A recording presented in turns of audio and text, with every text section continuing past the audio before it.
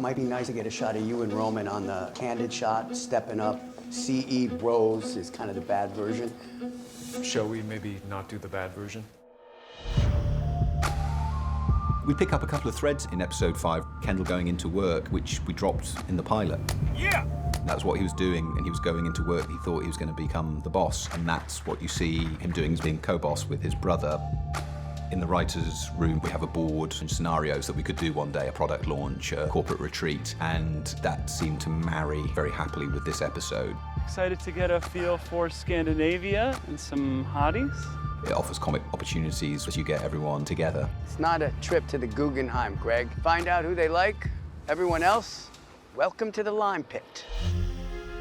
Roman's in a particular state of mind. The day after the wake, I think I've gotten through it already. I've pre-grieved maybe, and I feel like I'm fine. And then Matsson pulls this move. You know, it's almost like the Hunger Games, and they're trying to survive the cut. And it's just to show how powerful he is, and just to show, well, he's gone now, I'm the one and only. And that's just not a really good feeling. Ambush. You took the bait, fattened for the kill. Thanks for coming out. No, it's not ideal. Not like our dad died yesterday. It was a couple of days ago, so. The scene that I always think of from this episode is that initial negotiation between Matsson, Kendall, and Roman, and I love the way in which all three parties weaponize humor, truth, obfuscation. I feel like I'm going to the checkout during a sale and getting asked to pay more.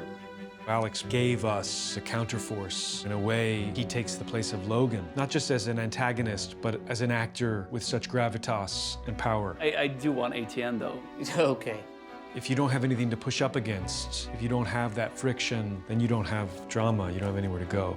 I think as you watch with Matsson, maybe you wonder, can these guys do it? Are they going to be able to be anything near what their dad was? And I don't think it's conclusive. They don't seem to nail it, but they maybe have their own way of operating, which is, in the end, not total failure. I'm not sure that works. It works. It's an episode of lots of power shifts, and I guess ever since the moment that Logan died, Tom is in a potentially precarious position because his protector, who he'd betrayed his wife to get closer to, has suddenly gone. Keep your eyes out, okay? If I need a pawn sacrifice, I'm gonna give you the eyes.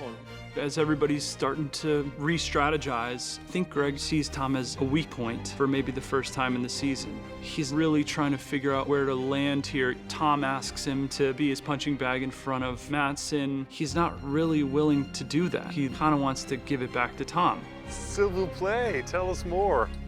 Well, so some of the dynamics that have been set up are kind of shifting. Kendall's taking him under his wing, pushing the quad agenda with the siblings.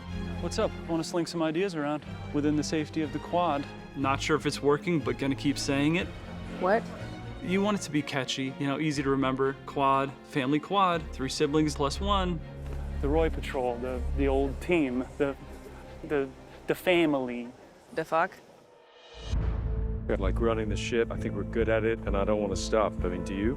I think Kendall is the one who's more on maneuvers for the company, I think we've tanked the whole deal. Kill it, blow it up. and Roman is happy to go with that idea because I was really hoping someone would come up with a plan that would entail telling Matsson to go fuck himself. Kendall has one, and great, let's get rid of this guy.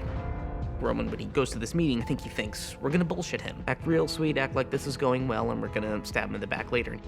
Your dad, he was a prick, but at least he knew what he wanted. Roman, he just gets pushed a little too far, and this was not according to any sort of plan. I think he'd be embarrassed if he saw you two now. These 2 big boys.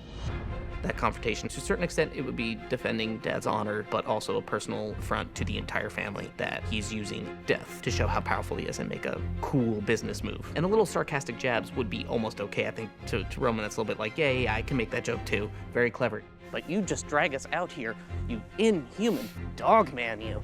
Easy, brother. I think that's where Roman is, oh, you're using this as a power move right now. He even says that to Matsson. It was like, you couldn't wait a few days. You actually couldn't do that for us.